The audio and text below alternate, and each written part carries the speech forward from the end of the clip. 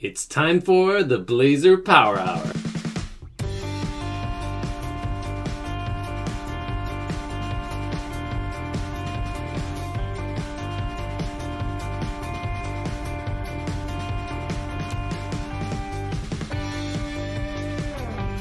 Welcome to the Blazor Power Hour.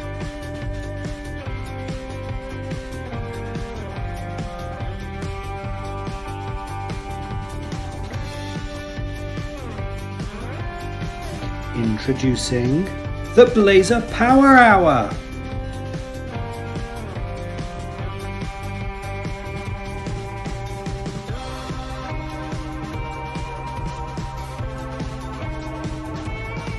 No, seriously, it's time for Blazor Power Hour.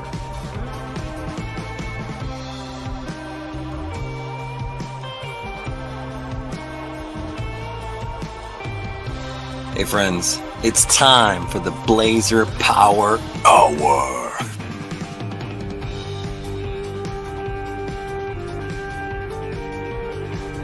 Hello everybody, and welcome to the Blazor Power Hour.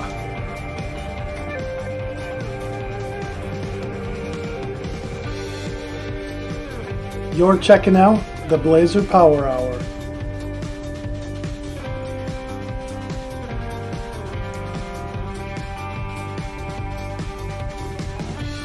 Welcome to the Blazor Power Hour.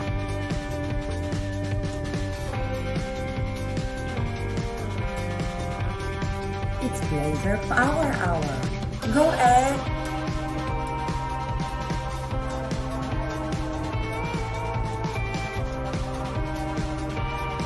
It's time for the Blazor Power Hour. And the chat box.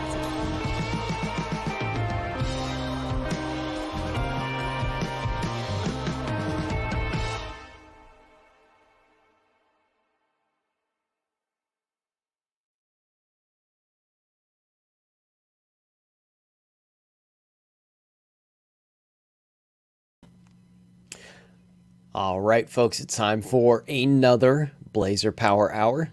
Normally on this show, I take and work on something for an hour. This week, I'm going to try to do a little Q&A because we had so much content last week. It was a little hard to come up with something to even talk about, so we've got too much to talk about, really. So we did Blazing into Summer 2.0 last week. If you missed it, I'm going to post a very valuable link in chat for you because there was a lot of amazing speakers that came on and talked about things they were working on with Blazor. So this link will get you there. This is Blazing into Summer, and we had Daniel Roth come on and talk about .NET 6. And I also want to point out at the bottom here, we've got the watch recording button. And this will give you kind of an overview of all the things that were talked about in that video. So you can scroll through each one of those and find out more about what each speaker had in their agenda. So we got a little bit of a roadmap of .NET 6. This is an important one here. So Daniel Roth talked about some companies that are using .NET 6 and are publicly sharing what it is they're doing with Blazor, and that's very important to the success of Blazor. I get this question a lot. Who's using Blazor? What are some examples of production apps with Blazor? So Daniel was kind enough to share that with us. .NET 6 themes. There is a website that has a punch list of .NET 6 work items and roadmaps, basically. And that is the themes of .NET. We can search for that one for a quick second. It's themes of .NET. I'm trying to remember the exact URL for it. Is literally themes of .NET. And you can see all of the things that they are discussing that they plan to work on for .NET 6, including the ASP.NET Core roadmap for .NET 6. You can see Hot Reload is a big one on that list. Hot Reload is something we've demoed on the show before, and I plan to demo that again.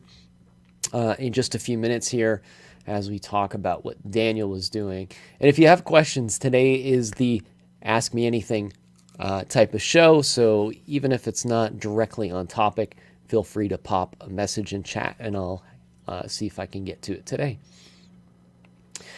So hot reload is a big one of the themes in there, and that stretches across multiple project types in Blazor, in .NET, not just Blazor, but hot reload is working pretty good in the preview right now. We saw Daniel build some hybrid apps, which if you look below here in the links, you'll find links to some of those demos as well. So you can grab the code that he went over as you watch the video. You can follow along.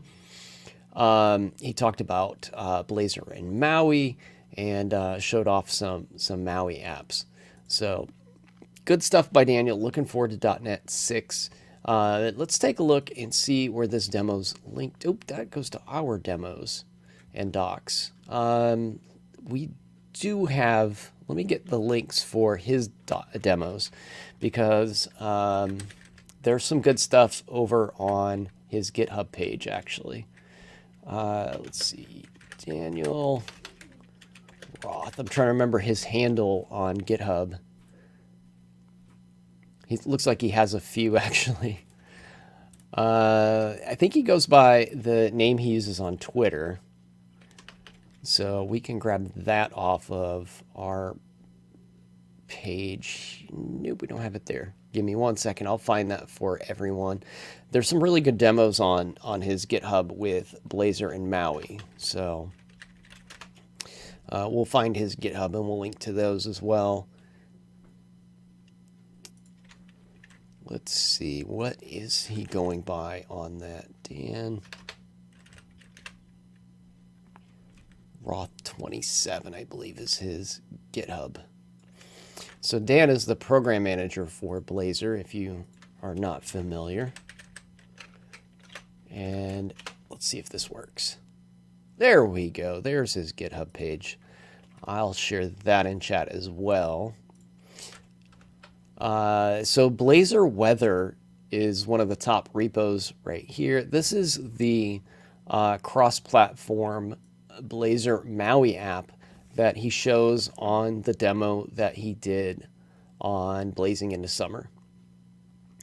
So there's some prerequisites here that you might want to read through if you're going to run this.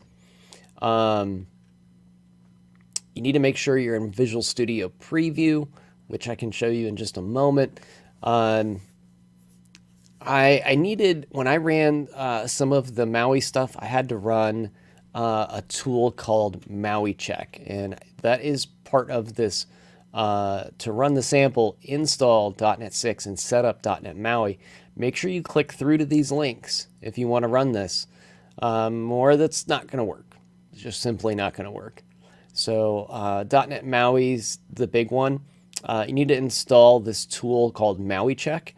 Let's actually run through some of the steps now, because it's been a bit since I've touched this. I don't know if they've had any updates come out. There weren't any major preview releases or anything since I've done this last, but you never know.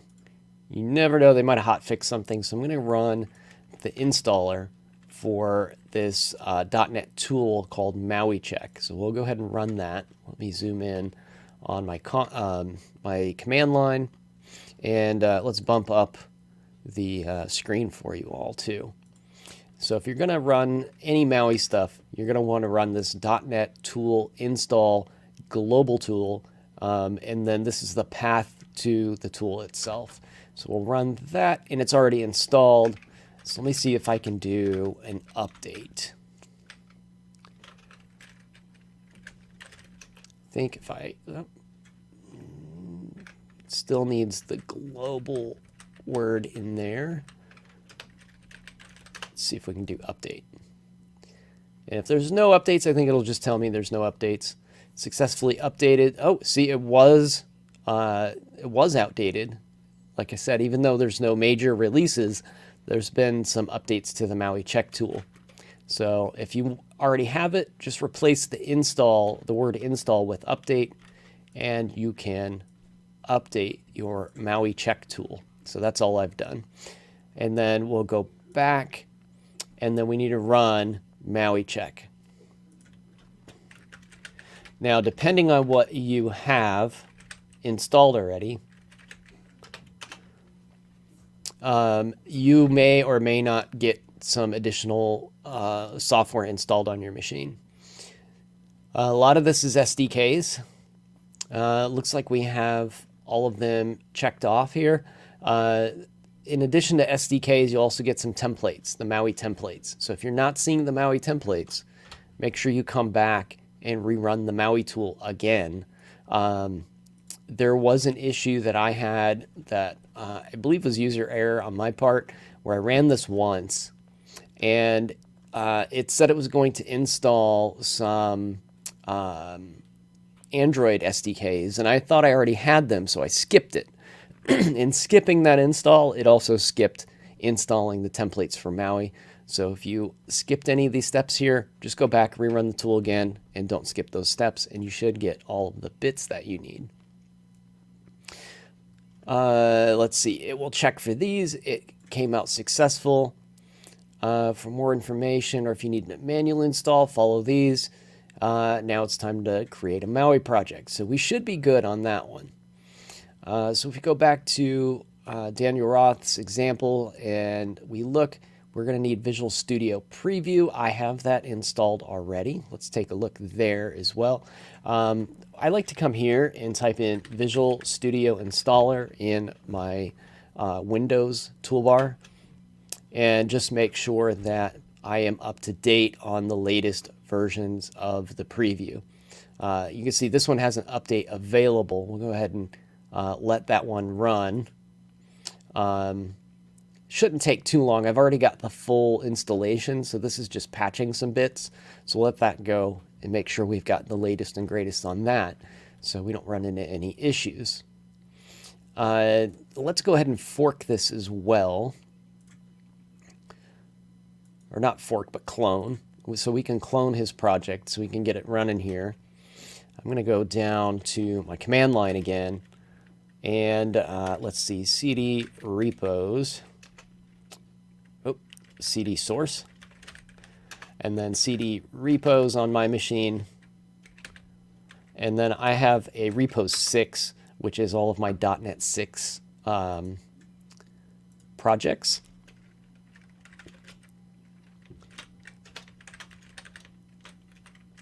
I'm just going to create a directory just in case.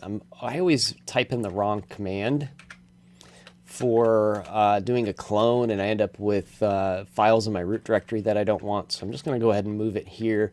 Worst case, I have some nested directories to look at. And then I should be able to do a git clone. And then we can grab that repo, and it was pretty quick. Looks like we have Blazor weather here. And there's the Blazor weather Maui app. So now we just need to make sure our IDE gets updated. Almost done. So we'll circle back on that in just a minute. So that is Daniel Roth's example. I posted that in chat. If anybody missed it, let me know. I'll post it again.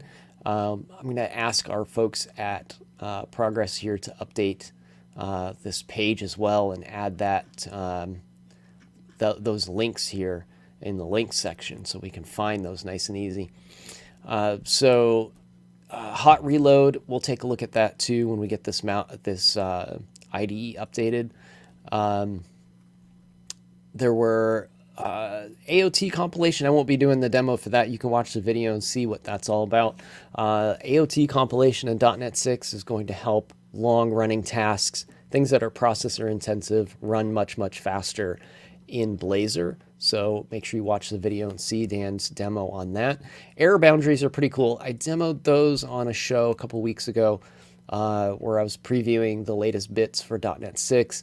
Error boundaries are an error handling component for Blazor that you can add multiple of to a component or page and show errors when things go wrong within your components rather than get that yellow just kind of overarching exception message that runs across the entire bottom of the page. And it looks like we're almost done here on our update. Looks like some Xamarin tools are getting updated. The Xamarin and Android tools get updated quite frequently, so always make sure you update before you start running any of the latest Maui bits. And then we'll talk about Layla's segment here as well. We should be able to run this in just a second. While we wait for that, I want to talk about Blazor Days. This is tomorrow. Blazor Days tomorrow. If you click up at the top, you can get your free tickets. They are also accepting donations. They have a very nice lineup of speakers, many of which you might recognize from the aforementioned Blazing into Summer. So, also will be Daniel Roth. We've got Chris Santee, who was on Blazing into Summer last year. Myself, Eagle, Georgia, that was on. Eagle and Georgia were on our Blazing into Summer this year. Jeff was on Blazing into Summer last year. And then I have my coworker Sam, who will be talking about Maui as well. So make sure you grab your free ticket for that lineup. And again, we're open for questions today. So if there's something you want to see and I haven't shown it, or you want to talk about what you might see in Blazor Day, we could take a look at the schedule and see what folks are talking about over there. So I'm going to go ahead and launch Visual Studio Preview. And let's find this directory. So it is under Source 6, Maui Weather, Blazor Weather. And it looks like I have a new test studio ready to download as well. I'm not going to go ahead and install that just yet. I'll move the little reminder off the screen here so I can get that later, because I actually have a demo of Test Studio tomorrow on Blazor Day, so that's a little bit scary, downloading new bits before a demo. So Visual Studio Preview. I want to open a project, and this is a modal, so I am going to take that off. Okay, there we go. Open a project, and then we just need to go find that weather demo that we downloaded. So here's our Blazor weather app, and we'll let that load. The Maui stuff is really cool for me. So this is going to let us write mobile and desktop apps that run in a native shell. This gives you the full access to the .NET framework, so we're not running WebAssembly in these contexts. That means we get faster apps. We also get access to native APIs that we might be able to take advantage of. Things like the native push notifications on iOS and Android. We have the ability to interrupt with the file system on those devices, whether it's desktop or mobile. So you can, use like spreadsheets to import data into your app or export things really easily, open other applications, build companion apps for some of your favorite desktop apps. Maybe there's something that you want to interact with like Adobe Premiere or something like that. You can actually shuffle data back and forth between apps and the file system and those type of things with a concept like this. So it's pretty cool stuff. So in our Maui app, you can see we have our weather client server. This is for our web portion. We have WinUI 3. We have iOS and Android, which I don't have an iOS device to hook up, so I'm not going to be able to use that in particular. I do have an iOS device, I just don't have it hooked up right now. So we can do a Android local device or an emulator. So let's try the emulator here. Let's see what happens if we kick off this run. We should be able to get a version of this app running in our emulator. I have had an issue with this in the past where it likes the emulator to be open and running sometimes before you kick this process off. So just a little heads up there. You might want to try to run this twice if it doesn't work the first time. So now it's still building, or it's done building, but it's trying to launch the app. So it should come up here in our emulator shortly. Deploying. And what you're going to see is a Blazor application running in a native shell on our Android device. And we're still deploying here. This is typical behavior with Android development. You have to compile your app. It has to be transformed into an APK and then loaded into the device. But look at that. There is our Blazor Maui demo that Daniel Roth was showing on his Blazing in the Summer segment. So we have our weather we can add favorites to and search. We have map pending. Don't know if that feature was enabled. We have a nice settings page.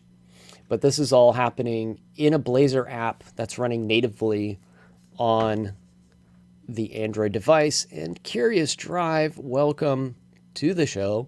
We're recapping some of the goodness that we saw last week on Blazing in the Summer and talking a little bit about what's coming up tomorrow at Blazor Day.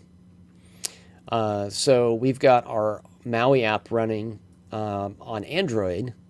This is from Daniel Roth's examples that he gave on Blazor Day, on Blazing in the Summer. So this project is capable of running pretty much everywhere using the same Blazor code. Have I run the Blazor server app yet? I have not. Was there an issue with it? Let's give that a try. Let's go over here. We'll set this as our... I always have a hard time spotting it in all of this. It should be, set a startup project. We can't click yet because we're still running the Android project. We could also use the drop down here, which I find much easier than trying to find the other UI over there. Let's try running this in iOS Express. There's an issue that you had. Okay, that's what we're here for today. This is the Q&A show. Looks like I'm hitting the same error.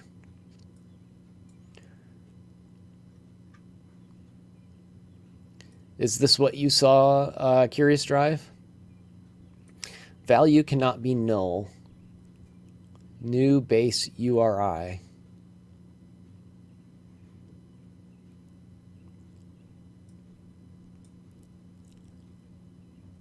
All right, so the best thing to do here would probably be to submit a issue.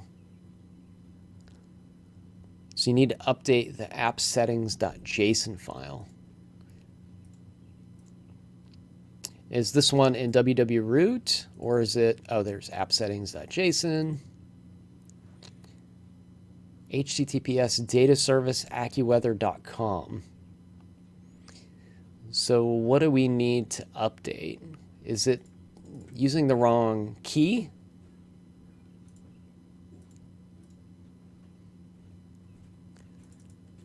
So we broke on weather base URI, weather service URI. Is it named wrong?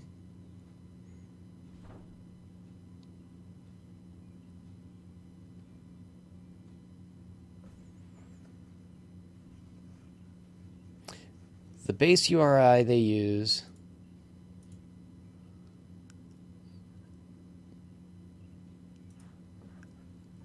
so the name is wrong here. It should be weather base URI. And is the URL incorrect as well?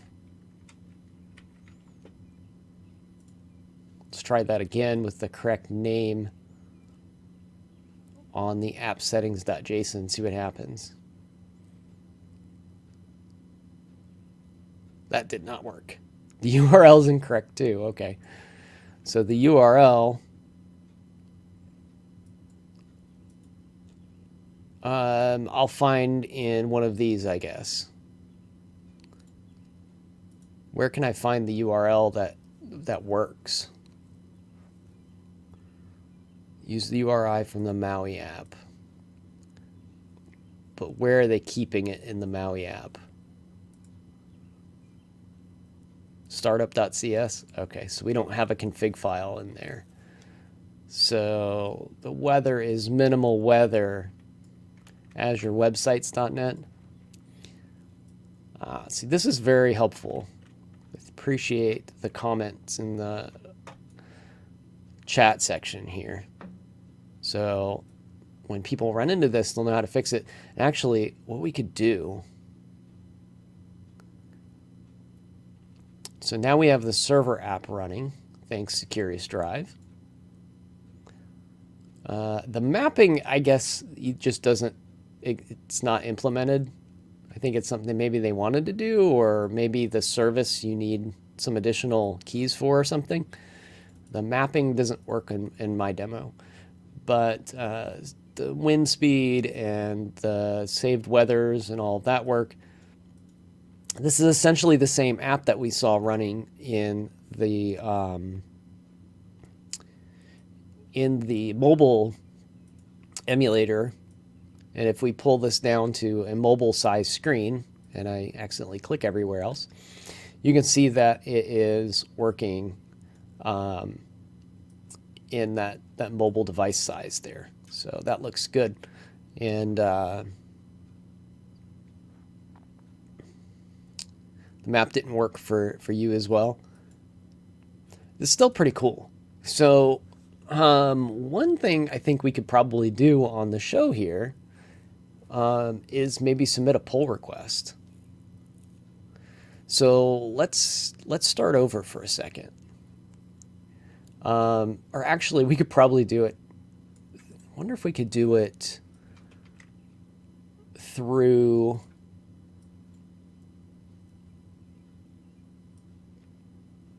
the GitHub website without making a big fork and all of that. So if we go to Dan's example, let's see if somebody has an issue on it. So somebody did post an issue. So let's see what pull requests are out before we do any more work. Update to preview 5 is one of the pull requests. So there's no pull requests. Let's go into Blazor server app settings.json, and then let's edit this. And I think we can do a quick and dirty pull request just by editing the file here. And then we can say, what was the issue? Issue 1, open in a new tab. I want the number. So issue 18. No work, Blazor, weather server. Let's see. Let's go back down here and say fixes.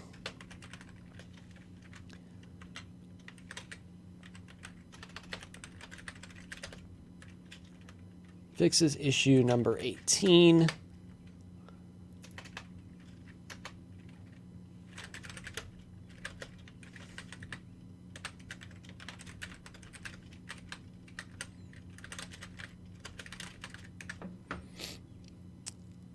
And then we can hit propose change. And then we can create a pull request.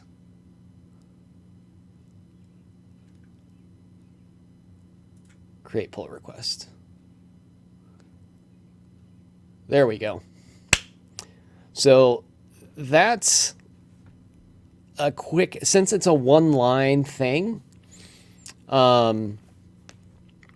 we can submit a pull request through the the GitHub repo instead of like, I could have forked this and then recloned it, and then created the change on my Visual Studio instance, pushed it back up, created a pull request from GitHub. But since it's just one line of code, it's easier to just go into GitHub and do a patch like this. It creates a patch for you.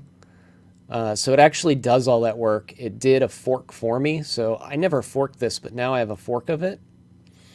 And it will create a branch called patch and automatically do all of that behind the scenes. So I don't have to manually do this on my system. So now Dan's got a pull request. And if this person now can see that there's a link here. So the person that posted this issue, if they want to run it now, Curious Drive, that person they can get an alert if they're subscribed to this, and they can click on this link and see that it's just that one line of code that they need to change, and go into the file changed and look at what they need to do to manually pull that branch in or make that change manually if they want, or they can just pull that pull request on their own copy. So now you have fixed it for everyone. Isn't that awesome? The show has gotten some real value today, thanks to you. Let's see. So that is our Blazor Maui app. Notice the emulator is still running. That, like I said, that's handy because usually the emulator likes to be running before you even build it. Isn't open source coding amazing? Yes, it actually is very amazing. Another thing that might be of interest to folks, I won't go through all the steps today, but one of the things I've noticed in the past about doing mobile development that's kind of might be a little confusing at first. Let's go ahead and open this guy back up for a second. I'll show you a little bit of problem, an issue you might run into. So I have localhost here. If I go over to my emulator and I wanted to see this running in, no thanks, in the browser here, I can't just come in here and type in localhost. This emulator does not have a context to what that localhost is.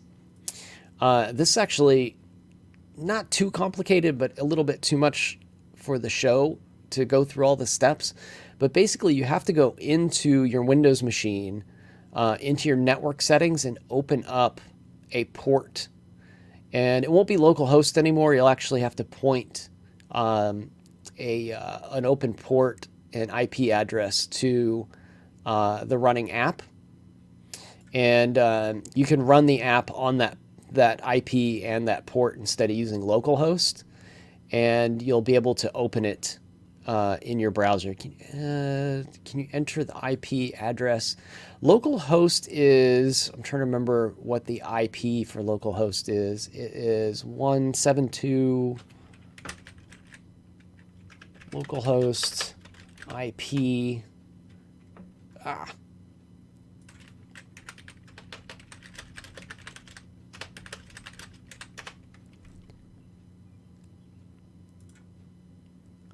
So it's usually 127.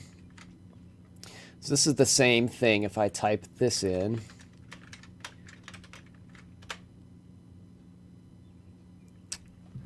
So no, it's not working on that port. Let's see what we get here. No, that's not working. HTTPS, that could possibly have been it.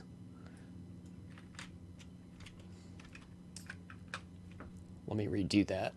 Let's see, it should be 44351. Let's try it over here. This, I don't believe this will work. HTTPS 127.0.0.0.1, because this IP address is going to be, This is the IP address of our device, our local host, or 127.0.1, but on this device. So you can't hit it this way. And then, let's see what this does.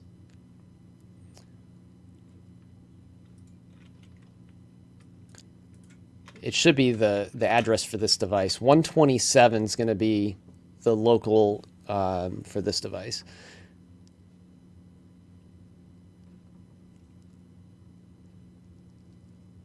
It makes its own network on your machine, so it is 10.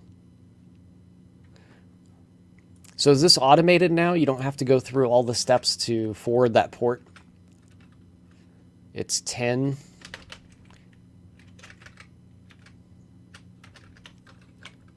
.0.0.1. Why does it keep searching? Am I doing this wrong? So I said this is a pain.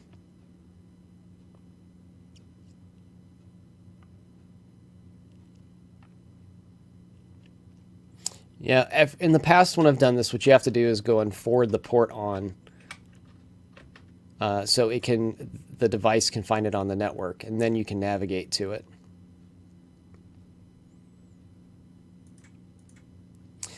So I won't go through all the steps. I just wanted to point out that that's not as intuitive as you might think. You can't just jump into your emulator and do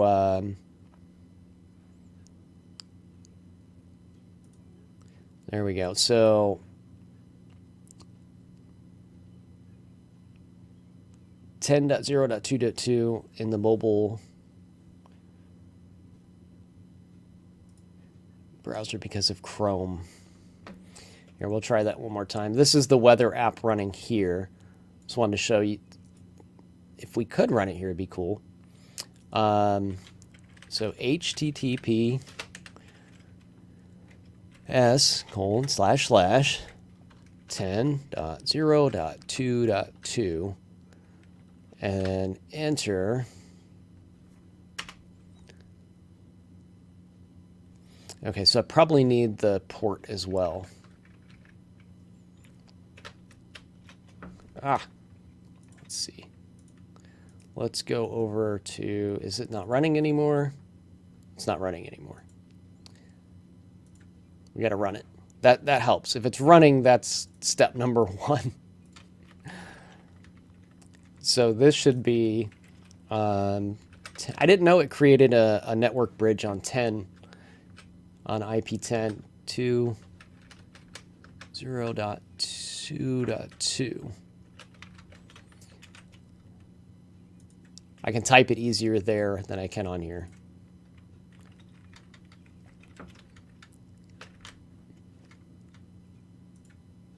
Oh, there it is.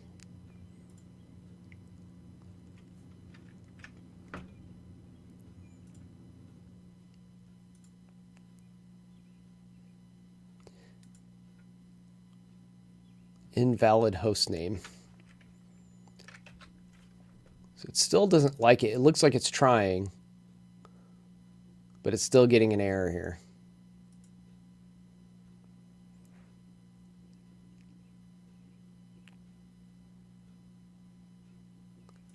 Oh, okay. So it's an S. Oh, it won't let me do it now.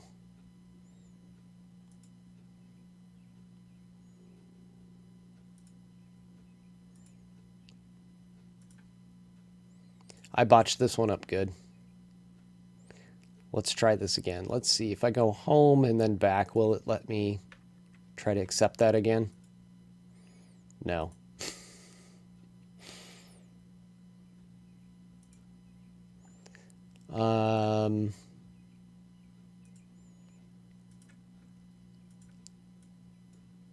Yeah, it's not working for me. I can't accept it because it won't prompt me for it again.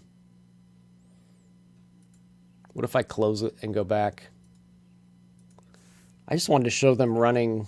Oh, it's not doing it here. I just wanted to show them running side by side.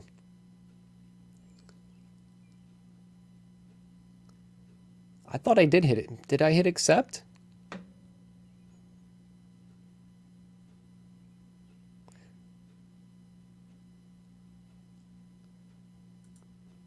Gotcha.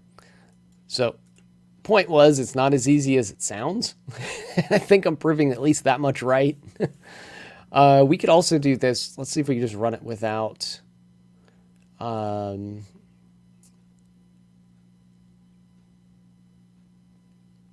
let's see. Let's do... If we run... Hang on. If we run this with IS Express and we don't use HTTPS, doesn't it run both versions of it? Let's see what's in... Is it under app settings or is it just in... not that one. Properties, launch settings, localhost 52. It's only running it in...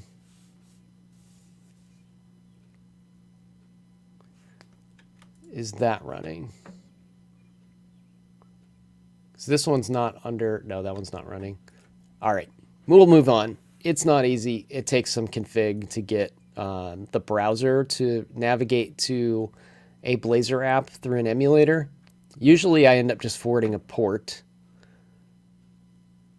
And then you change localhost to the port that you want it to be here, and then you also can navigate to the port from here, and then both devices can see that port. So you have to do port forwarding in order to get that working. So I'm wondering if I've covered that on another show or article years ago, where I was doing some mobile development and testing. I thought I documented that somewhere.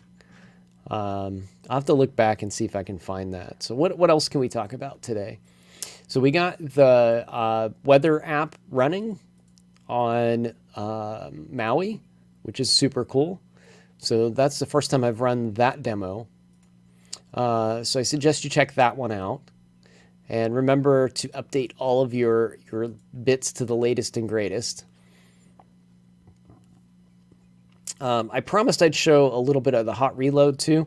The easiest way to do hot reload, I'm going to save you all just a little bit of trouble, is to do File New Project in Visual Studio Preview.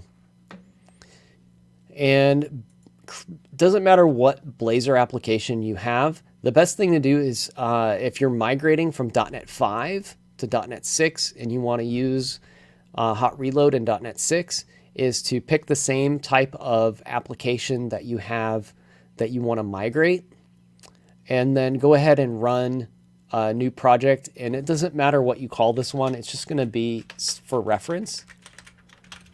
So we'll call this one Delete Me. And what you want to do is go ahead and set this one up the same way that you have your... Oh, I already have one that's called Delete Me. Delete Me too. Set up the same project that you have that you want to migrate. And I think I botched this one because I put it in the wrong folder. I put it in a folder that has a global.json for .NET 5 in it, because it solves problems for me. So I won't be able to run this one. But I can still... no, I can't. Let's see. Can I cancel? Is it going to let me cancel?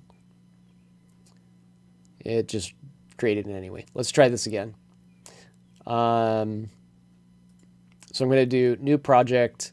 I'm going to say that I have a WebAssembly app that I want to migrate.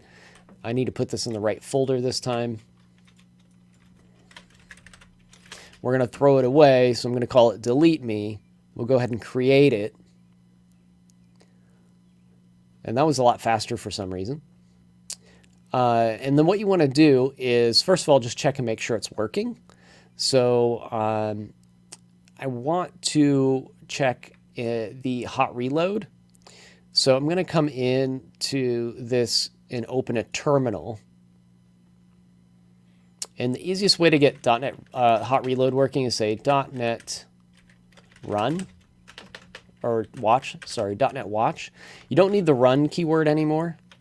Just do .NET watch down here in a terminal and let it load that project up. And this is working in the browser here, so that's a good sign. And then it says .NET Watch has started. I don't have... There it is. This is what you want to look for. Hot reload enabled. If you don't see hot reload enabled up at the start, then you've got issues. And you might need to troubleshoot.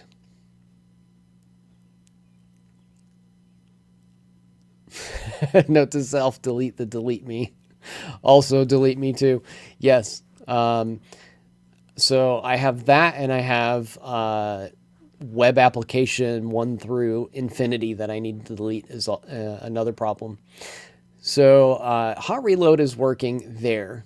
And then what we can do is we'll move our browser over to the side here, and we can actually see this happen in real time. So on our index page, we can come in here and say, hello world 2, and I'm just going to click save, and we can see a little banner popped up, and there's hello world 2. So hot reload is working, and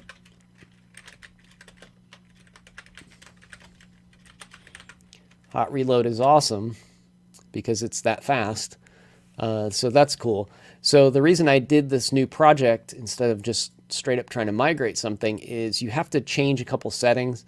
If you're migrating from .NET 5, what you want to come in and do is look under launch settings.json and look for anything like this. This hot reload profile needs to be Blazor WASM. You want to make sure you patch that into your .NET 5 project to get hot reloading working in your .NET 5 project. And there may be some other nuanced changes in the templates as well. So it's always handy to have new project reference here. And you can look at, app.razor sometimes changes in new versions. And every once in a while, you'll see something in program.cs change across Blazor versions. So make sure you check this, and the launch settings for changes you may need to make. Another one that I always check when there's a migration is to check the HTML page as well. Between, I can't remember which versions, they went from an app tag to a div tag with an app ID. So there was a change here, and there was a change in, what was the other file? Is it program? Yeah. There was a change here as well. So that used to be different because the root component used to just be app without the pound sign because it wasn't finding an ID. It was finding an HTML tag called app. So Curious Drive points out it was 3.1 to 5 that we had that change. So these are good things to look at when you're migrating to .NET 6. Program CS, app.razor, and index HTML, and launch settings.json. Make sure you eyeball those. Compare those between your two projects like Aaron was saying here in chat. It's a good little trick to make sure you've got those just right. Let's go ahead and pop these things off, and we'll talk a little bit more. Layla came on Tuesday. Layla built a SignalR speech-to-text app with Blazor. I think she was going to use speech-to-text. I think she just did text-to-text translation. She's working on speech-to-text on her website, on her stream. And she's using SignalR for that. So make sure you tune into her channel to see more of that type of stuff. So again, you can watch all of these recordings here just by clicking on the button. I'll paste this link in chat one more time because I know we've got some new folks that have joined over the last 20 minutes here. So we're just kind of reviewing some of the things that were done on Blazing into Summer. So the Blazor translation stuff, or the Blazor SignalR stuff rather, is pretty easy to get started with. So Layla's posted her app here. Yeah, I'm going to go to the site. I don't want to stay at YouTube. She did post her code up on her GitHub, and you can get the link right here. And then We can clone this one and run it as well. So let's go ahead and clone Blazing in the Summer here. Let's see, did she do... I can't remember which version of .NET she was on. Let's take a look at... I don't see a solution file. Did she not post it? Did she do it in... Oh, no, there it is, project file. The CS project file says this is .NET 5. Okay. So I don't have to use preview. I can go back and use regular Visual Studio for this one. And if you're not somebody that's familiar with GitHub and the Visual Studio tooling lately, okay, I get it. Let's go ahead and download that in the background. Hopefully it doesn't affect my stream any. This keeps prompting me though, and I have to have this for my session tomorrow, which I'll talk about in a second. So if you're not too familiar with GitHub, you know, a lot of folks work on long-term projects. They're not on GitHub all the time cloning things and creating new GitHub repos and all of that. So it's not unheard of for a developer to not be too familiar with GitHub. What you can do is you can come in here and click on this clone button and grab the URI for the repo. You can also try these. I've had limited success with some of these. The Open Visual Studio one tends to open the wrong version of Visual Studio if you have multiple versions installed. I just haven't had great luck with that. You can try it from there as well. And GitHub for Desktop is there too. But what I like to do is just copy that link. This just gives you a little bit more control over it, but still is a little bit more automated than going to the CLI for it. Just do clone a repository right here from the new project screen and paste that right in there. And then you just hit clone, and that's how easy it is. Oh, now there's a Visual Studio 2019 update. We'll update that in just a little bit. We're not going to do that one live on the show. And then it'll give you the folder view, and all you have to do is double click on it to open it up. And there's no solution file in this one. We'll just hit the project, and that should... Nope, that one didn't work either.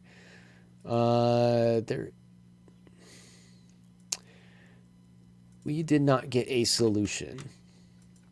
So we need to create one here. So file, open. Usually we can just run it from the solution.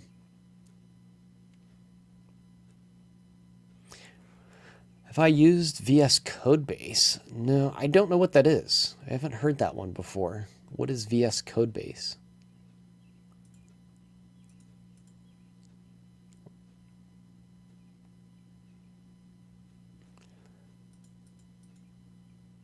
Let's do start window here. I shouldn't have to have a solution, I didn't think. Used to be able to just open a project file and it would just work, right? I think it would actually create one in the past if you didn't have one.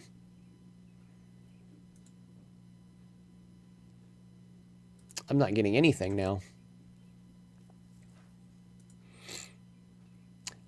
What we can do, this is not the norm. So usually you can just clone stuff. The solution file is not there. I don't know how the solution file didn't end up in the project, but you can do blank. Is it blank? Yeah, blank solution. Next, call this whatever we want. We should put it in the same repo actually. What did Layla name that? Blazing into okay, blazing into summer. We can find that pretty easy. We'll do blazing into summer, translated chat, and then we will select this folder.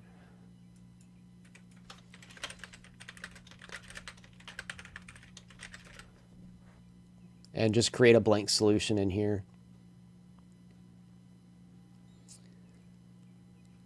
And then we'll just add the project. Code spaces. No, I haven't tried code spaces yet. Oh, that's usual for a live show. Just throw some random exception. It doesn't like something I've done here, so it's just going to throw anger at me. All right, Visual Studio, have fun today. Let's just close Visual Studio because it's being annoying and try this again. So we should be able to create. Okay. I thought I did this already. I downloaded it, I didn't install it, so just leave me alone for now. All right. So we should be able to do a blank.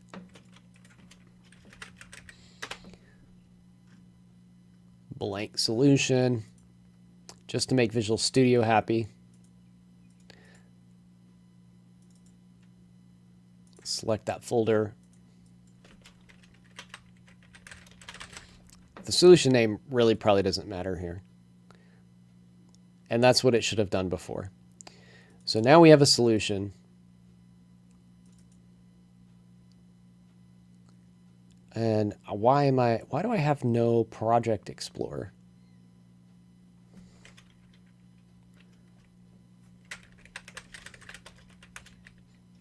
Solution Explorer is not even there. 0 projects. So now we can just do add existing project and then point at the project file. And that will make Visual Studio happy enough that we should be able to run it. Usually when you clone a repo, you get straight into this window. And now we can run our SignalR app. So this was a fun one.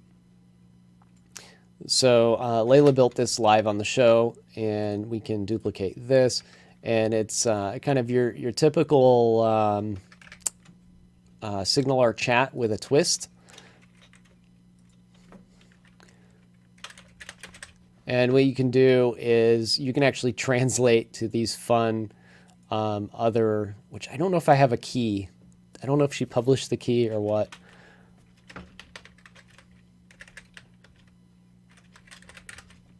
Let's see how this works. So I don't see any translation happening there. Let's see if it translates to redneck. Yeah, there we go. Hey there, everyone. So it's doing some. I need more words, I think, for this to work correctly.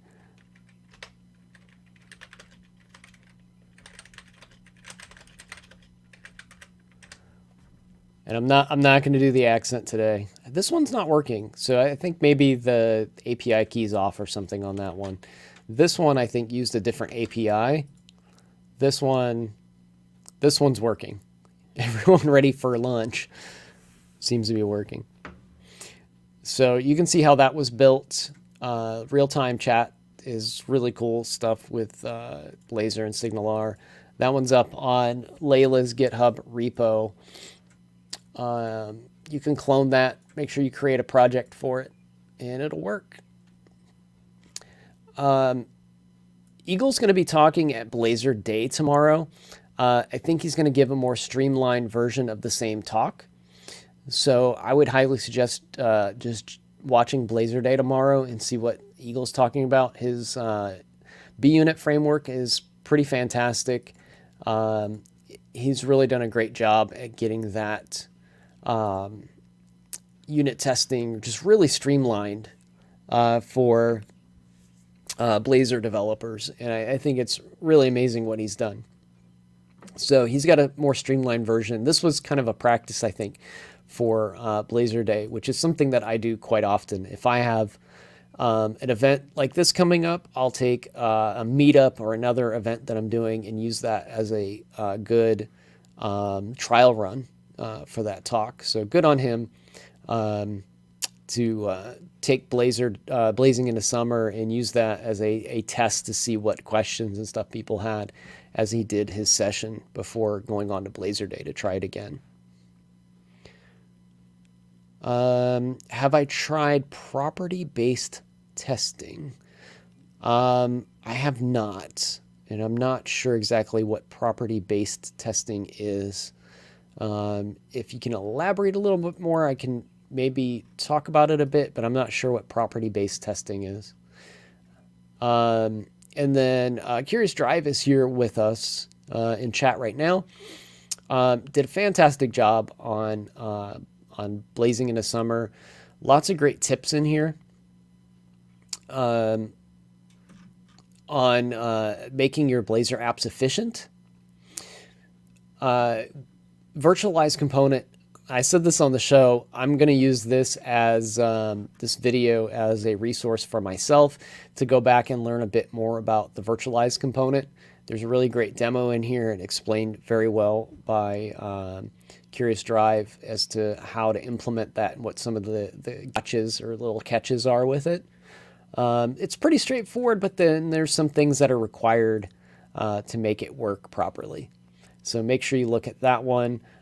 He talks about lazy loading, theme detection, and JavaScript isolation. There's just really a lot of good frequently asked questions that are answered in this session. So make sure you check that one out. I won't go through the demos right now because we are running out of time. Secrets of a Blazor Component Artisan. This is a talk that I give pretty frequently, and it changes just a little bit every time because I change it up based on questions that I get. I was mentioning that with Eagle. Like I said, this was the first time he did this talk, but he plans on giving it multiple times. So this was a good place to kind of test the waters and see what kind of feedback he gets. That's one thing I've been doing with this talk is it's fairly basic. I kind of try to keep it a little bit more advanced than like the counter component, but not so advanced that I lose people that have never touched Blazor before. So we go through the steps of building some simple components, and then I kind of ramp it up a little bit more at a time until I get to the point where you've got a list-bound component that has delete functionality. There was a ton of new user questions that I got hit with on this session. I did not get to finish. So tomorrow Monday, the Monday after Blazor Day, so next Monday, the 21st, there's a user group, and that user group will host, I think we'll be hosting it on Code It Live. I'm going to do this talk again. I should be able to get through the entire demo. So if you're new to Blazor and you want to see some tricks at writing list-bound components and event handling and things like that, make sure you check that out.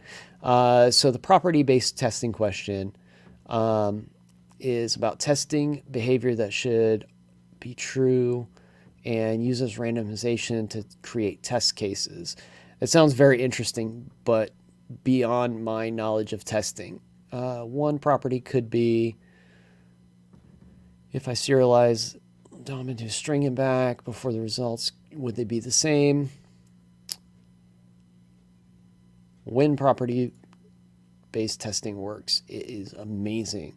I've kind of heard of this concept before, I guess. I just didn't hear it called property-based. That's something that's pretty, I guess, an advanced topic of testing. I usually don't get into that far into testing. I like to cover the basics for folks, but that sounds, it's from a paper called Quick Check. I think there's another, this isn't so much a unit testing thing, but there's something that that Netflix does that's similar to this. It's not so much randomized data, but they force errors into their system. They call it a chaos monkey. Yes, chaos monkey. That sounds very similar to me. I haven't been able to do anything that advanced with my testing. I like to cover the basics, which I am covering. So Eagle's doing some advanced stuff. I'm doing some basic stuff tomorrow on Blazor Day. So I'll talk about just how to get BUnit running, a couple test scenarios that I use for it, how to do some mocking and integration testing, and then automated system testing, which uses the DOM and live tests in the DOM, or uses the browser rather than just the DOM. So you can do cross-browser checking and stuff like that. Georgia came on Friday. She showed off how to do drop-down lists with the Telerik UI for Blazor drop-down. Good stuff there as well. So there's, again, some recap and links in the page there. And then before we go, let's take a quick look at our schedule for tomorrow. So Carol is coming on, getting started with Blazor. Sam is on next with Blazor and desktop apps. Mobile and desktop apps with Blazor. So Sam's going to be hitting up that Maui angle and talking about that, what hybrid apps are and all of that good stuff. A great overview here. I know Sam personally, so I know this is going to be an amazing session. Blazor and GraphQL. This is going to be interesting. I'll have to watch this myself. I'm not too familiar with GraphQL. I know of it. I know what it is and kind of how it does what it does, but I've never personally used it or demoed it. So I'd like to see how that works with Blazor, and I think that'll be really cool. Chris Santi is really brilliant at Blazor presentations. He's up after that session talking about forms with Blazor.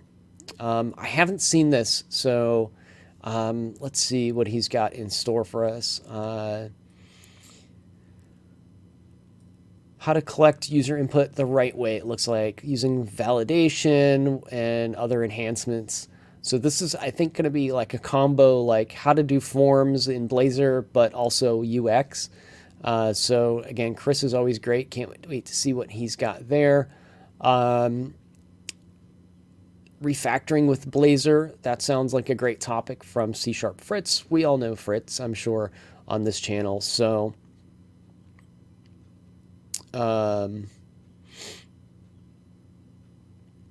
sorry, got some more comments in chat here. I always want to spread property-based testing awareness. Whenever someone mentions tester, feel free to ignore me. No, actually, that's something I'd like to know more about. So it sounds really cool. I'd love some links. If you have any links to topics on that, I'd love to check them out sometime. Feel free to share those. If the bot squashes those links, then let me know and I'll get in there and try to fix them. So C# Fritz, he's going to be talking about reusable bits in your code. I would assume maybe we're going to see some Razor class libraries and pulling stuff into just generic C# class libraries, or maybe just some refactoring tips, how to take components out of like a view and make them more reusable. Those are all really good things that I would expect to see from something like that. And George is back with a WinForms to Blazor kind of analysis of her app she showed on Blazing into Summer. So the app she showed on Blazing into Summer is called GIFbot, and she didn't have the ability to show the usage of the app on our stream because of the way StreamYard is set up, the platform that we use. She didn't have her multiple screens to show like the outcome of the app. So it'll be fun to see on Blazor Day. She should have that set up for Blazor Day to actually show the usage of this. And she's going to show, she mentioned it on our show, but she's actually going to go through the details of it. She actually took this GIFbot app from WinForms and ported it to Blazor. So that's going to be very interesting to see what she liked and disliked about that transition. We were kind of joking around about XAML a little bit. I always give XAML a hard time. I think it's got a lot of... it's very verbose compared to HTML in my opinion, so I always give it a little...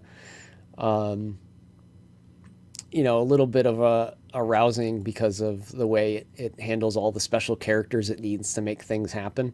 So that was one of the pain points that she mentioned on our show. I'm sure there's more. like to see what she's got to say. And then again, I'm going to talk about, actually, this is in reverse, isn't it? Nope, sorry, it's fine. I was going to say, I'm right before Eagle. I forgot somebody was in between us.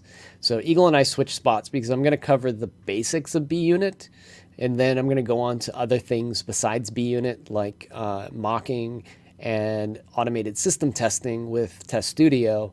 And then Eagle's going to deep dive into B-Unit and how to write components from a test perspective. So we've kind of got a little bit of a combo session going on.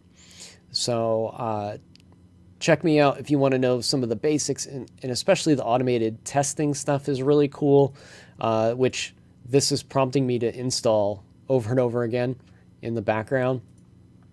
So I need to make sure that's working before tomorrow. And then Michael Washington is fantastic as well. He's been a long-time Blazor fan and influencer, Microsoft MVP, etc. He's going to be talking about Octane, which is a CMS type of application that is using Blazor. So if you're interested in something like that, I guess it's not so much a CMS as they're calling it a modular framework.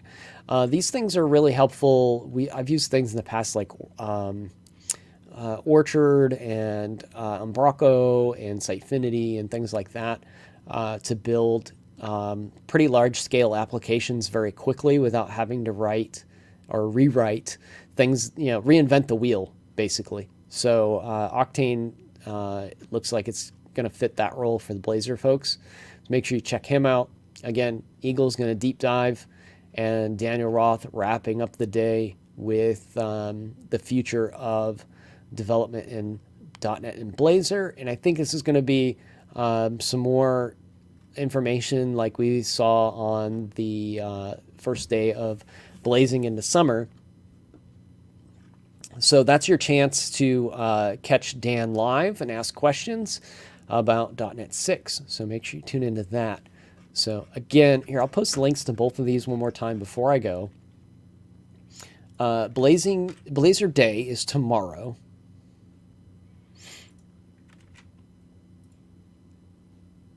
I said Sitefinity, yeah.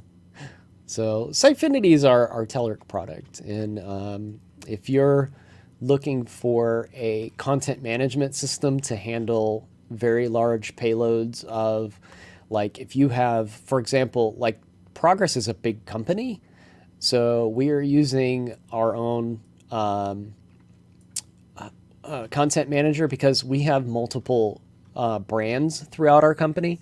So we have, Telerik is just one brand that most of you know us by. And we have many other brands. So I'll show you a little bit of an overview of a use case for Sitefinity. So if I go to progress.com, this is a Sitefinity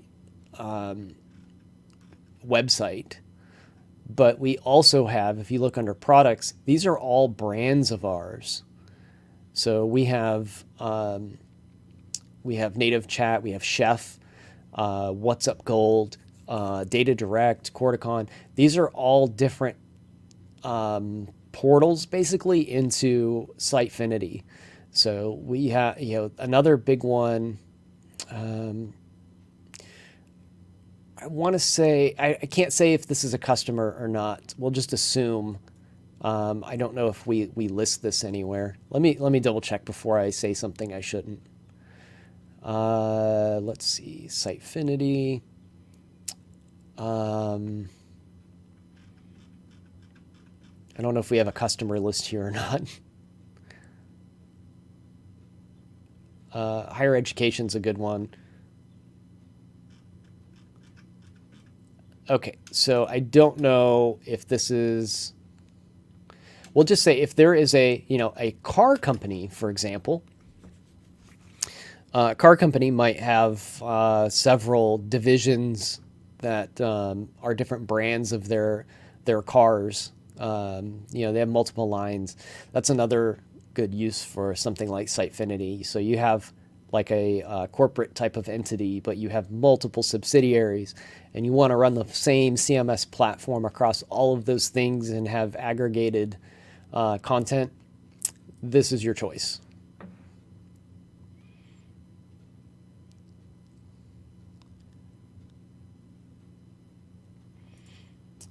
Website of the year is a good list. Who is the WHO is a really big Sitefinity site right now. Yeah, the WHO is definitely one. When you said WHO, I actually read WHO for a second, but yeah, the World Health Organization is another good one. So good stuff, Aaron. Good stuff. Progress Sitefinity CMS of the year.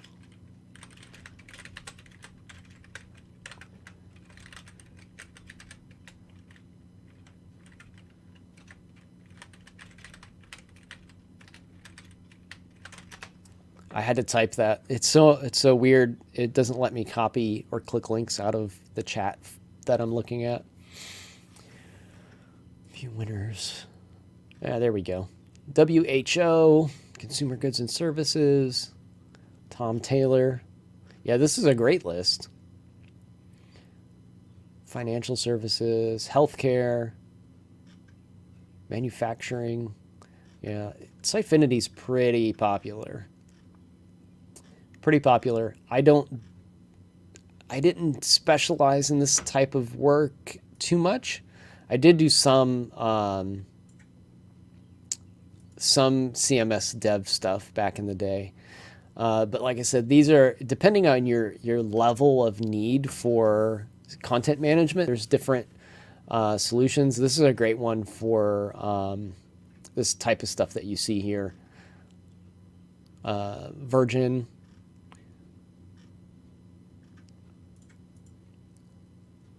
If you need a powerful CMS, this is where you look. Can save you a lot of time. There's no need to build like all of these different like authentication things and user roles and all of that stuff. Again, no need to reinvent the wheel on all of those things. So we've got on Twitch today, on Code It Live, which I'll have to double check. I'm pretty sure he's going to be back today. So I know TJ had to take a little bit of time. Oh wait, oh it's tomorrow. Yeah, he's not on today. So next week he'll be back. So TJ usually has a React show coming up. He'll be back next week.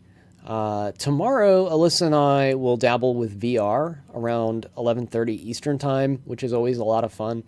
So we get in our VR headsets and build stuff in Facebook Horizon, which is still in beta. Still in beta. I thought that thing would be out by now. So we've got a show coming up there. And then Friday is technically a day off for me. But I think I'll be back to tinker with some Blazor apps of my own, as I usually do on my channel, which you can find me on by my name. Just watch out for tweets that I share, and you'll catch that as well. But let's see here. Last time I'll show this up on the screen. Blazor Day is tomorrow, so make sure you're tuned into Blazor Day all day, and unless you're stopping in to see what Alyssa and I are talking about with our VR day, our VR show that we do, that will be overlapping some content here, but lots of good Blazor stuff. I don't blame you if you stay on Blazor Day all day and check our VR stuff out after it goes up on YouTube. So that's all I have for today, folks. I hope you found a couple tips and tricks in here that are helpful to you, or just learn a little bit about Blazor Day tomorrow so you can tune in. Have a little Blazor fatigue, that's fine. We all get that every once in a while, even me. I love Blazor very much, but I talk about it 24/7. It's nice to get into VR a little bit and have another thing to do for a bit. So we'll just hit follow. You'll find us coming online here throughout the week, and you won't miss a thing. If you just tap the follow there, you should get alerts from Twitch. If you're on YouTube, just check the YouTube channel for updates as well. We post that to that frequently too. Thank you, and thanks very much, and I'll see you all soon. Bye-bye.